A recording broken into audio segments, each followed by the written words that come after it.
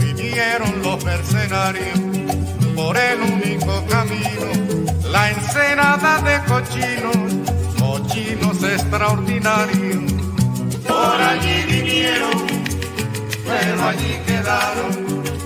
Por allí vinieron los pobres, pero allí quedaron.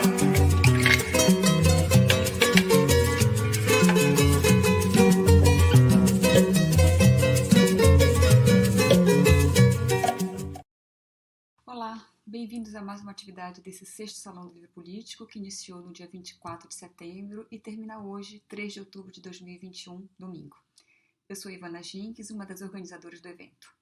Com o tema Livros que Gritam, o Salão do Livro Político conta com a participação esse ano de 68 editores independentes. E é uma realização da Boitempo, da Autonomia Literária, da Anita Garibaldi e da Alameda, com a PUC de São Paulo. E conta com o apoio da Fundação Rosa Luxemburgo, João Mangabeira, Perseu Abramo, Maurício Grabois e Astrogildo Pereira. E também com o apoio da Casa Rex e das editoras do Sesc, Estação Liberdade e Perspectiva. Nós tivemos um curso sobre o fascismo e uma série de debates e entrevistas com alguns dos autores mais importantes na defesa de uma sociedade mais igualitária. E essa programação inteiramente gratuita vai até essa noite. Ela está toda disponível no endereço salãodolivropolitico.com.br. Também nesse endereço vocês encontram a lista das editoras participantes e uma série de títulos com descontos que vão de 20% a 50%. São livros que gritam por democracia, por justiça social, contra o fascismo e a ultradireita. Esses descontos estão no site das próprias editoras, já atribuídos no valor dos livros, ou através do cupom VI Salau, tudo em caixa alta, sexto salão em romano. So I want to talk today about some current problems that we're facing globally and also how these relate to some very radical solutions that were proposed by Bolshevik feminists over 100 years ago. The global pandemic has laid bare two very painful issues, which are also closely connected to each other. The first is a question of class. In the United States and other countries, as businesses, schools, restaurants, and daycare centers shut down, many people began working from home. But society still needed what we call here in English essential workers in order to function. These were not only people who worked in the hospitals, but they were also teachers, delivery workers, bus and truck drivers, garbage collectors, grocery store and postal workers, warehouse workers, and people who work in nursing homes. Many of these essential workers, who are absolutely critical to the functioning of our society, are also the people who are paid the most poorly and who receive the fewest benefits. The second question that was raised by the pandemic was a question of gender. So as the schools shut down, women once again became responsible for the full-time care of children and the household, often when they themselves were trying to do their own salaried jobs remotely. This created a crisis. There was a huge collision or conflict between reproductive labor and waged labor. Now, the Bolsheviks in 1917 were the very first to advance a full program to resolve this conflict between reproductive and waged labor. And by reproductive labor, I mean all the labor that involves reproducing and caring for family members, the young, the sick, the old, the household labor that allows waged workers to be fed, clothed, cared for, and also supports those who are too young, too old, too sick, or too disabled to work. This work, which has historically been performed by women for no wages, is also a form of affective or emotional labor. Yet at the same time, it's necessary to every society and every economy. And in a sense, the pandemic has sent us back to a pre-modern rural age when reproductive labor and farm work were not separated. Except now, under modern conditions, childcare has been coupled with waged work that demanded undivided attention to the computer. So the pandemic laid bare the difficulties, I think, of combining waged work and reproductive work by heightening these difficulties to almost undoable proportions. And it also laid bare the class issue of our most essential workers who put their lives on the line, disproportionately fell ill and died, and have still received the least reward for doing so. Now, when the Bolsheviks came to power in 1917, they advanced a truly radical agenda for women's emancipation. They had a vision that rested on 4 principles. The first was that women would become independent from men through access to an independent wage. In other words, women would enter the wage labor force. The second was that all household labor and childcare would be socialized. And I'll talk a little bit more about that in a minute. The third was people would be able to come together and to separate freely on the basis of love and not on the basis of economic considerations. So if people no longer wanted to stay together, they would be free to separate. Everyone would have access to an independent wage, children would be fully supported, and people could come together and separate according to their emotional feelings rather than economics. And then finally, they had the idea that over the long period of time, once all these other aspects of life were in place, then the family, as we know it, as constructed by law or by religion, the family would gradually wither away. People would still have strong relationships with each other and with their children, but the family as a unit that was constructed by law would no longer be needed in the same way. In 1920, in addition to this vision that was promulgated through law, the Soviet Union became the first country in the world to legalize abortion. Today, I want to just focus a little bit on the socialization of household labor. So that's the labor that's done by women for free. Care of children, washing, cleaning, cooking, care of the elderly and dependents. The idea of the Bolshevik vision was that all of this work would be transferred to the larger economy to be done by waged workers for good wages. People would be able to eat in neighborhood dining halls, they would use laundries, there would be good quality childcare centers, and the people who worked in these establishments, men and women, would be respected and they would receive good wages.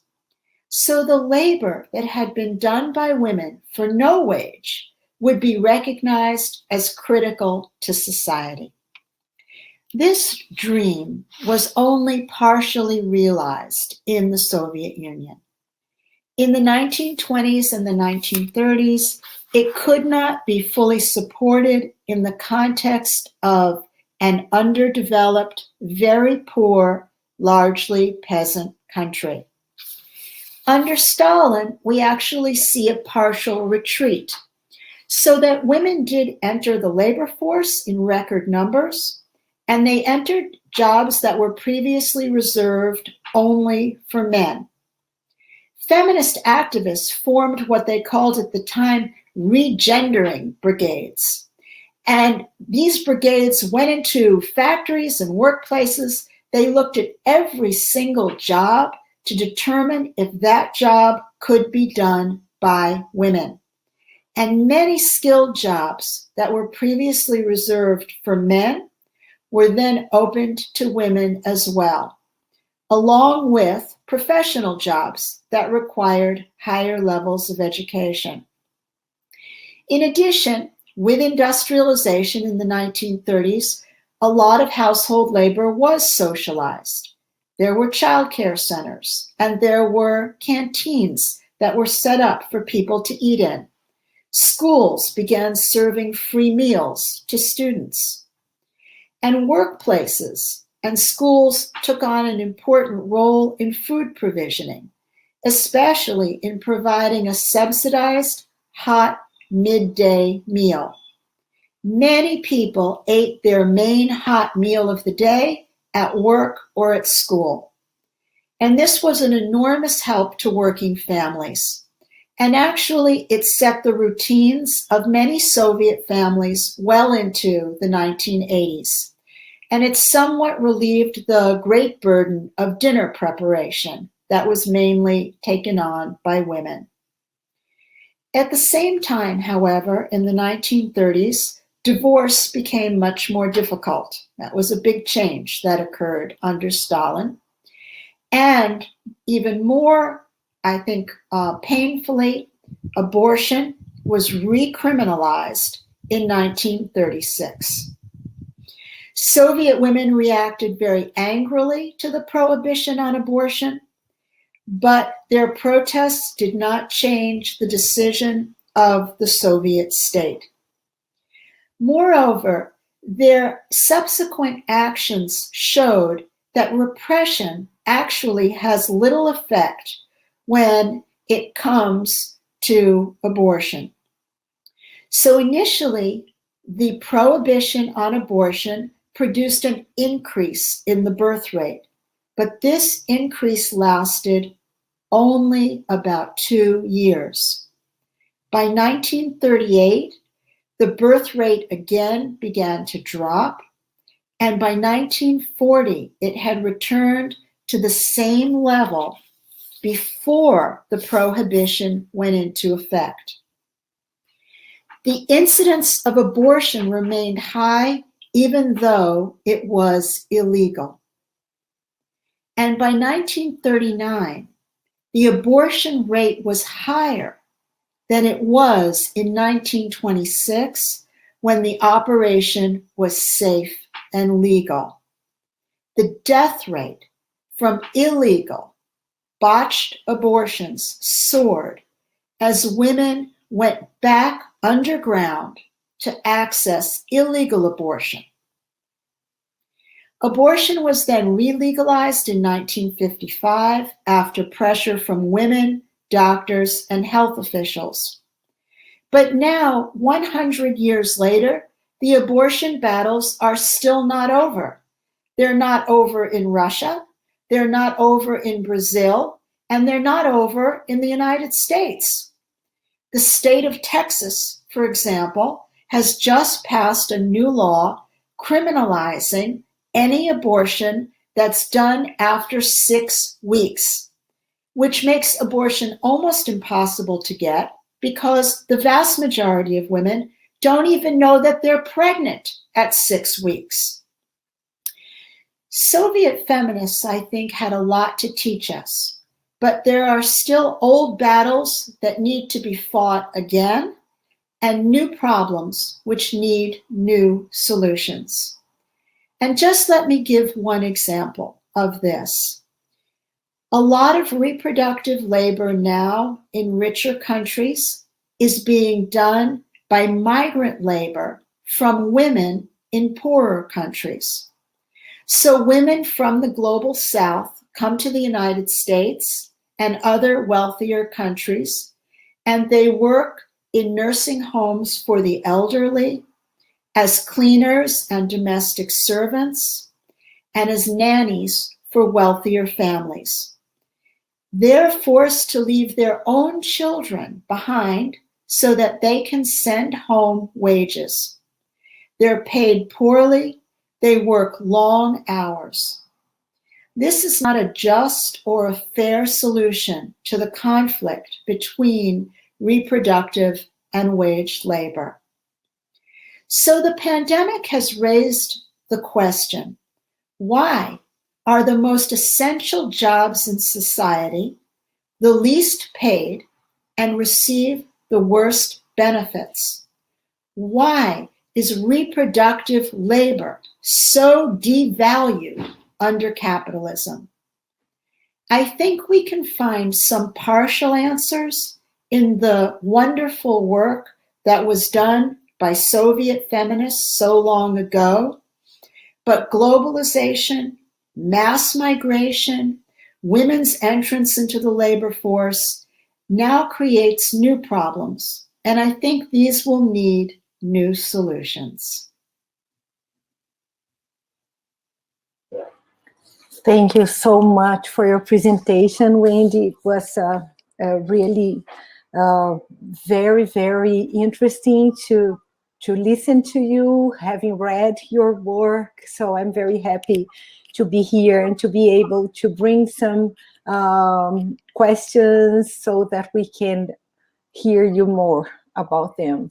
So it's really fascinating to think that these issues, these problems that are so acute now with the pandemics, they have been approached from different perspectives along human history. And they have been approached from a radical perspective by the Bolsheviks at a moment when the conflicts between reproductive work and waged work, they were part of a context of changes in political language, political horizons of possibilities. And as you said, we are now facing, in a way, the same problems under new patterns. And at the same time, we do need new solutions that have to do with the fact that these inequalities, they have become even more crude, maybe nude, if we think of gender relations of labor and now the pandemic. So I would really like to hear you speak more about how you see the way the pandemic affected previous inequalities, thinking of these inequalities in national contexts, but also these global inequalities that have to do with how migration and care intersect.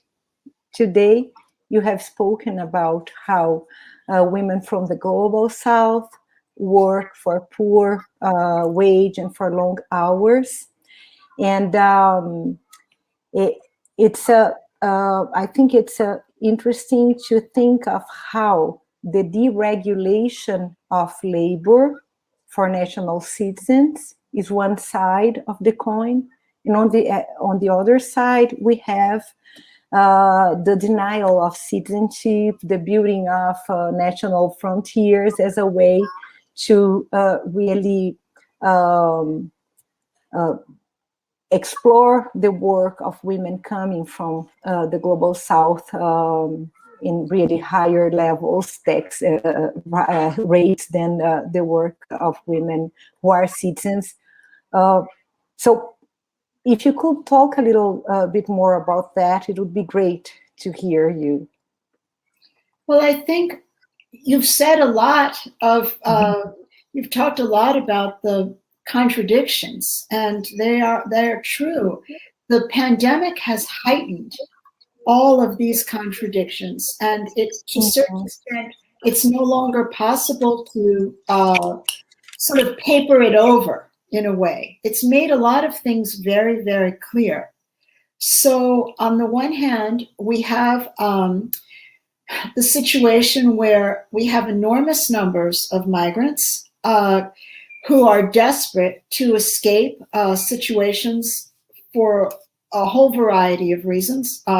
Some are climate, some are political, some are from the US has created a destabilization that has also led to the rise of drugs and gangs and all kinds of difficulties.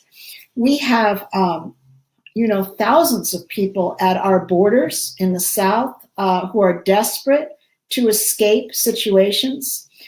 And I think that on the other hand, we here in the United States and in other countries as well are extremely dependent on migrant labor. And migrant labor is very, very exploited.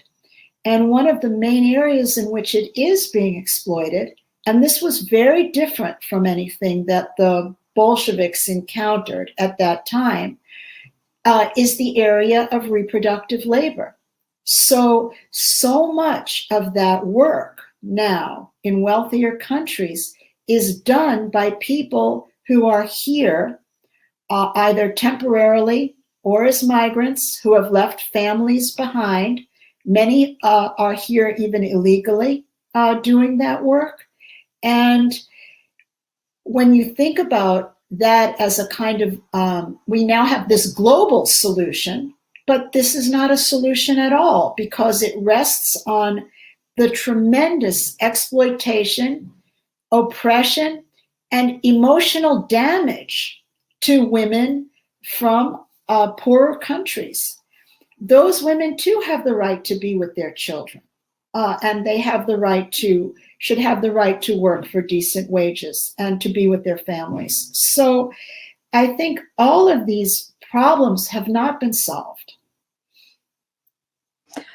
It's so important to have this idea of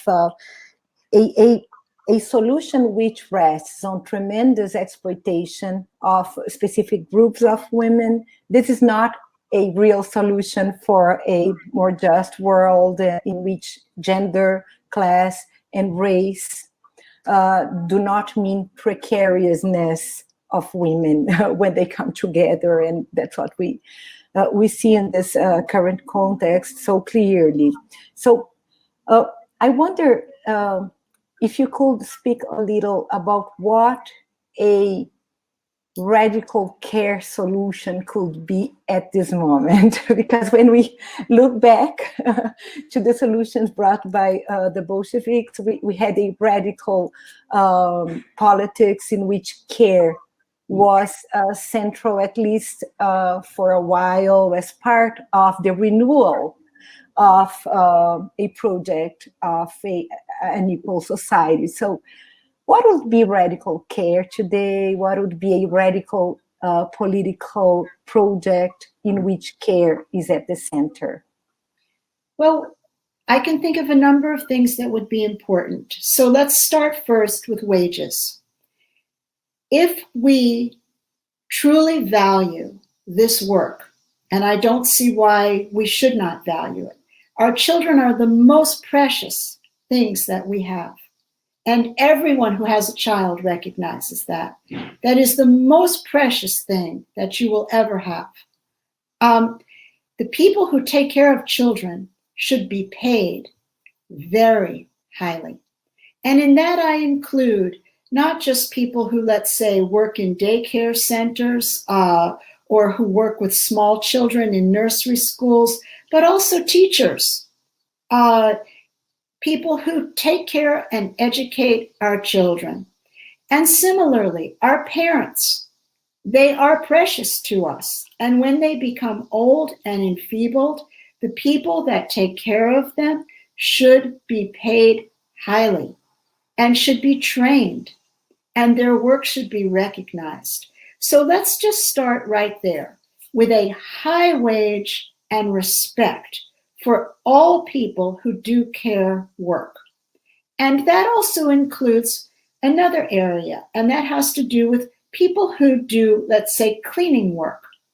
That work too should be highly paid, and it should be secure, and it should have all kinds of breaks built into it because it's often physical work. So if we start from that perspective, I would say as just number one point, we could advance quite a bit. Second, if we make that work very highly paid work and respected work, work with dignity, and then create the opportunity for people to have all kinds of establishments that they can use. So for example, my granddaughter now is in a daycare center, and I've seen many, many pictures of the children in it, and they have wonderful facilities for them. And the children are happy. They have toys, they have professional people dealing with them, they have people who have thought a lot about development at different ages and stages. This is a wonderful opportunity, and it's a good place for children. Many of our daycare centers, though, are not like that, or they're extremely expensive and people cannot afford them. So I would say the second thing would be to have high quality, very low cost daycare available to all families that want to use it. It should be close to home, and there should be a close relationship between the parents who are using the center and the people that are working there, something that's very easy for people to use. So I would say that would be the second thing. The third aspect, and this too was something that the Bolsheviks spoke about, is that we can imagine a situation in which we would have excellent, low-cost meals that would be prepared publicly for people to eat at work, to pick up, to take home, to have neighborhood dining facilities where you could take the family after work and see your neighbors and socialize. I have a colleague who grew up in Hungary, and he told me that his mother often would take him and his brothers and sisters to eat in a dining hall after work. And he said that he used to love to go. He saw lots of friends and neighbors, but more importantly, she worked, and it was possible for him to spend time with her when she wasn't tired, stressed out, angry, and upset. And I think that's something too that, if we had that, it would make a huge difference. So these are just a few possibilities here. But I think if we started there, we could realize a lot for people. And yes, I completely agree with you, and it's very, very important to hear that with such a clarity in times in which public responsibility for care and for people in general is denied, and privatized ways of organizing day-to-day lives are the ones which are stimulated. So what we see, I think we see that around the world in different degrees, and in Brazil at this moment, it's a very important thing, is the denial of the idea that public responsibility is possible, as if it was a question of budget balances and not something that had to do with how we organize society, what we prioritize, what is relevant and precious, as you said, for all of us. And we see that with the pandemic, this has become something even more expressed by our authorities, at the same time that in Brazil, our government, our president denies responsibility for the pandemic. He has been saying many times sentences such as, each one has to take care for its grandpa and its grandma. Each one has its own family. And it's interesting because this comes together with a ultra-conservative rhetoric of defense of the family. And that's my point here. I'd like to, if you could speak a little bit more about that. I know that in the United States, we have similar things. So what's being presented as a defense of the family comes with politics which are actually based on people's insecurities, on the precariousness of work and life. So from a progressive perspective, if we think of the left in a broad perspective, how can we speak of the family, of the value of care, children, in a way that we don't allow them to actually kind of steal these precious ideas and merge them in precariousness, as it has been happening? So if you could just give us your thoughts about that, it would be really great. Well, we had a very similar set of ideologies and policies under Trump. And things have now, I would say, become a little more normal. Under Trump, it was just disgraceful, shameful, actually, what was happening. He was discouraging people from being vaccinated. He was creating huge racial and other kinds of divisions within society. It was really, really a bad situation. But overall, I would say privatization is an attack on the family. It's a vicious attack on the family. Privatization is very helpful for wealthy people, and they can hire the best services, and they don't do this work themselves. They bring in people to care for their children, to care for their elderly relatives, to care for the sick, to care for people in their family who may be disabled. They don't pay those people much. So they have their own domestic cleaners. They have all of this work they outsource to then people who then they say to those people who have their own families but work long hours a day for their family, why don't you take care of your families? So I see this as it's a class attack on the, such a hypocritical and cynical class attack on the people that take care of your family, but their families should have nothing. Their families, their children should run in the streets. Their children should have no care because they then are hired by the wealthy to care for their families. So privatization to me and the conservative approach is simply an attack on all poor and working families. In other words, the people who actually do the work for the wealthy. We need a solution that works for all families. Just because a woman is poor, it doesn't mean she loves her children any less than a wealthy woman does, or that she wants anything worse for them. She wants the same for them.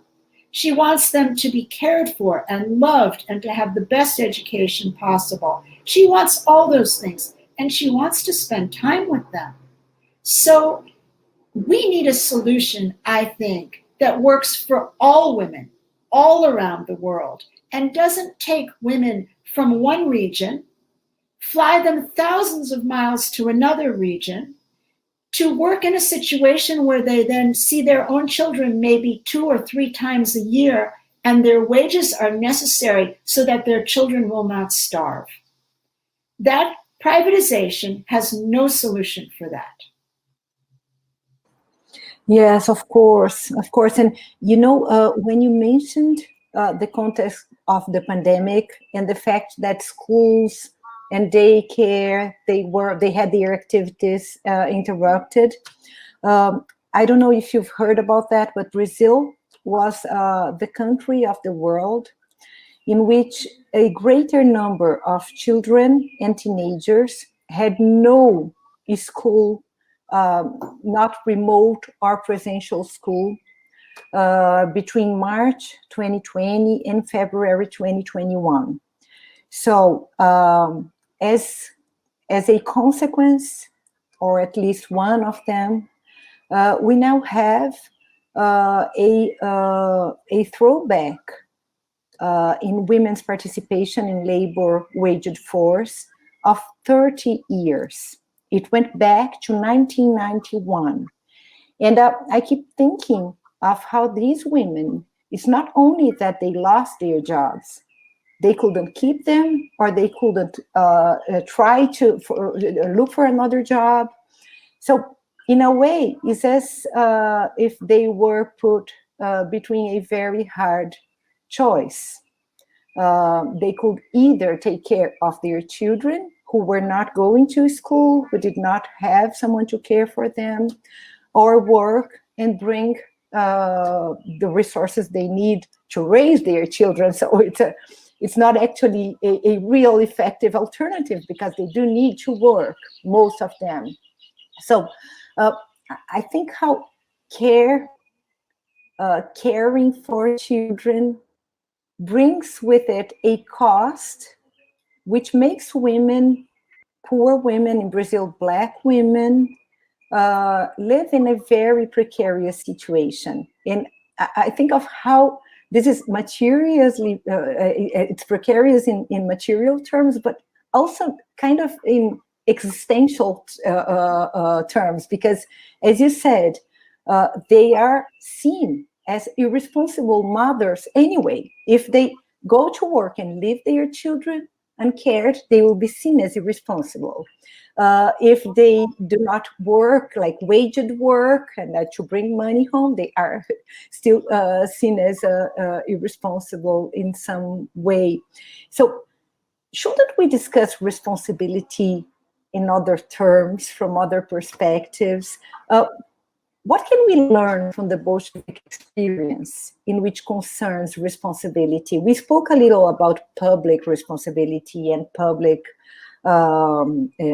alternatives, but I think we are living in times in which this is so important to bring back other perspectives concerning responsibility, to put aside the idea that individuals are always self-responsible, as if the context in which they make their choices did not exist. So if you could comment on that, it would be great. I think that women have been placed now today in an impossible situation. And you spoke about that very well. On the one hand, they are sort of expected to work. And on the other hand, there has been, and the pandemic really laid this bare, there's no provision for caring for children.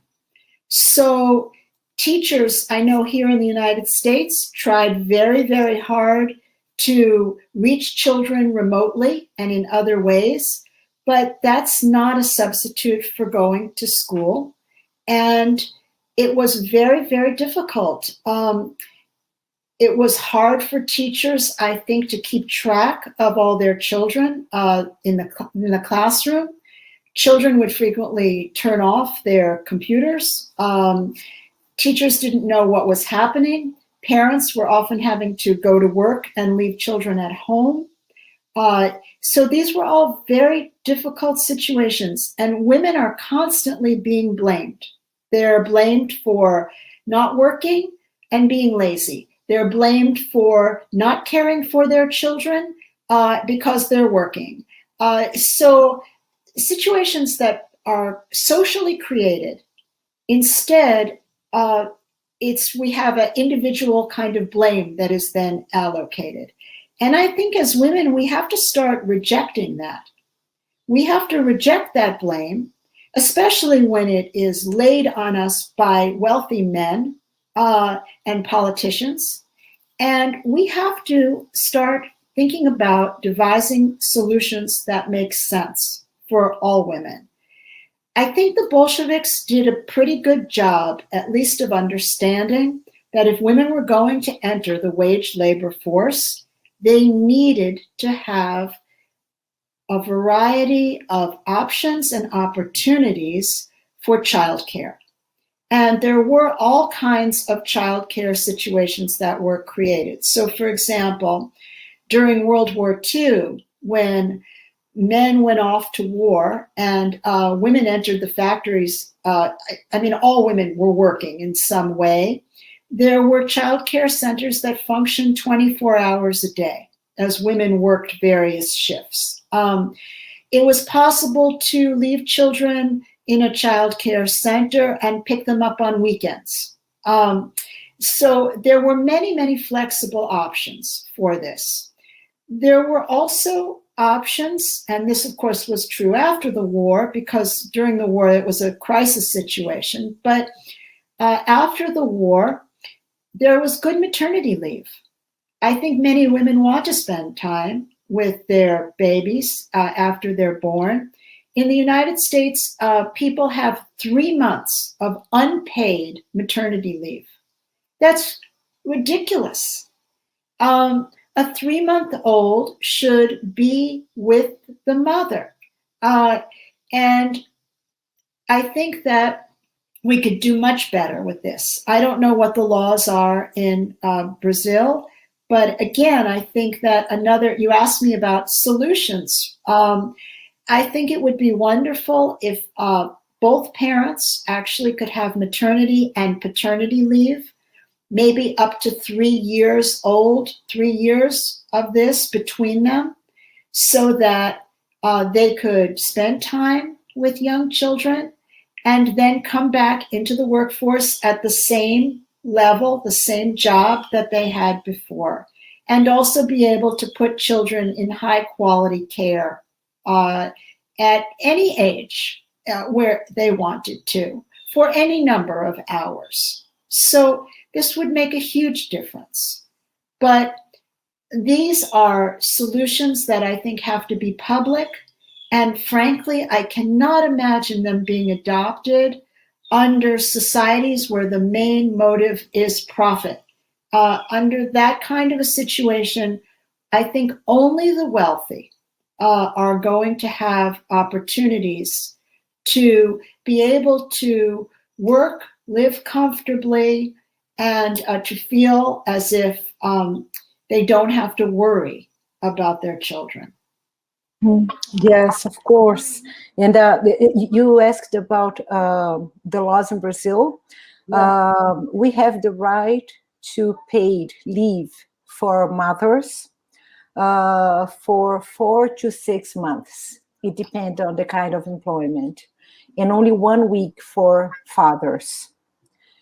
But effectively, this is not available to every woman and man, because we have a very high level at the moment of informal work. So, the unemployment rates now in Brazil are over 14%. Among Black women, they reach 21%. And among the employed, the waged workers, we have a very high percentage of informal workers, and this has been actually growing with the pandemic. So this means that the law is not really effective for most people. And this has to do with the fact that maternity can be a kind of burden at the same time that women are really judged different according to their race, their class, but what we see is that they live motherhood in ways that have to do with what they have available, their context, their conditions. And when we speak of how motherhood is differently lived, differently experienced, we could think of abortion as well, right, Wendy? So you mentioned the new Texas law and the situation in the States. And in Brazil, abortion is a crime except for 3 situations: when the pregnancy is the result of violence, of rape, when there is a risk of death for the mother, and when there is fetal anencephaly. These are the 3 exceptions to the criminalization. But what we see now is a very open attack against the possibility for women to be able to have an abortion under these 3 cases. So this is, it's interesting because there are no effective conditions for mothers to take care of their children, but at the same time, there is a real backlash against the possibility of abortion in cases which are actually part of our laws. So how do you see this backsliding in the conditions to be able to get an abortion in the United States, and all these disputes concerning reproductive rights around the world today? Why is this going on under these patterns? What do you think? I think part of it is due to the religious right wing. What's interesting about that, though, is that, the Catholic Church, at one point, up through the Middle Ages, actually believed that abortion was okay before quickening. In other words, it was before the mother could actually feel the fetus. Now we're at 6 weeks. They are just trying to chip away more and more and more at this right. So partly I think it's the extreme conservatism of religious authorities, but I also think it has something to do with control. This very powerful patriarchal desire, need to control women's ability to make decisions about their own bodies. There is something very threatening about that to patriarchy. And in a way you can see why, because that ability to make a decision about whether or not you will bear a child is fundamental to women's independence, autonomy, and very selfhood. It is the most fundamental right. The idea that women should be forced to bear children is something that goes against, I think, what every woman knows in her heart to be wrong. Because women know that it's not just a question of carrying a child, but they also think to themselves, how will I care for this child once it's born? So the joke here in the United States is that the right-wing politicians believe that life begins at conception, but it ends at birth. In other words, once the baby's actually there, they couldn't care less about whether that baby is cared for, who will care for it, how it will be cared for, whether it will grow up in poverty and need with a mother that cannot care for it. None of that matters. What matters is the fetus. And that's crazy. So, we're still fighting these battles now. It's 100 years later, and we're still fighting this battle. Yes, it's what we have seen in Latin America and in Brazil in particular is a backlash in which the right to an abortion is at the center, as it was prior to this backlash. But now we really see a reaction against any attempt to think of gender roles in a equal way. You know, like the fundamentals of gender equality are being put in check. But at the same time, fortunately, these debates, they are now everywhere. Wendy, in Brazil, in Latin America, feminist movements have been very capable of setting this agenda in a radical critical perspective, with the feminist strikes and the fight against violence. So it's interesting to see how resistance is bringing a critic of violence together with a critique of capitalism, and reproductive rights are, of course, at the center of this fight as well. So, but you know, if you allow me a last question, I'd like to ask you if you could give us some comments on a very different thing. I'm part of a Brazilian network of, sorry, let me start again, because they are going to edit, so it's fine. So, Wendy, I'm part of a Brazilian network of women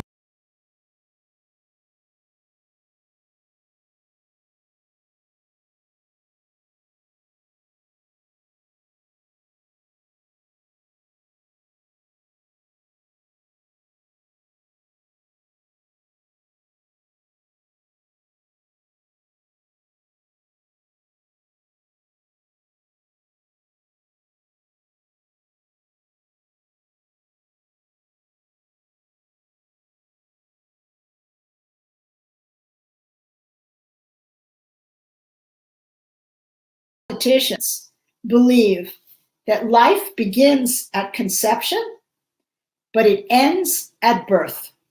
In other words, once the baby's actually there, they couldn't care less about whether that baby is cared for, who will care for it, how it will be cared for, whether it will grow up in poverty and need with a mother that cannot care for it. None of that matters. What matters is the fetus.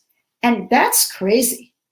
So, you know, we're still fighting these battles now. It's 100 years later, and we're still fighting this battle.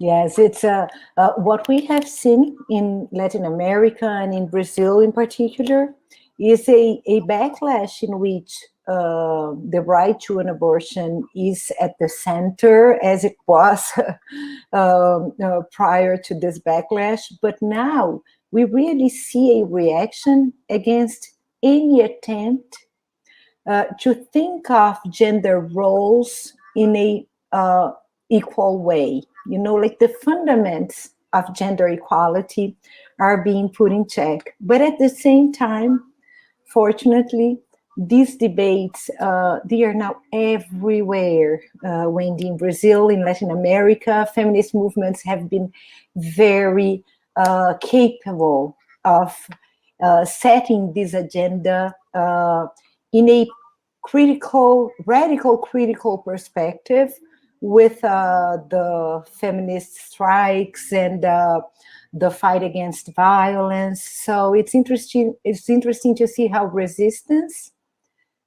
is bringing a critic of violence together with a critique of capitalism, and reproductive rights are, of course, at the center of this fight as well. So, but you know, if you allow me a last question, I'd like to ask you if you could give us some comments on a very different thing. I'm part of a Brazilian network of, sorry, let me start again, because they are going to edit, so it's fine. So, Wendy, I'm part of a Brazilian network of women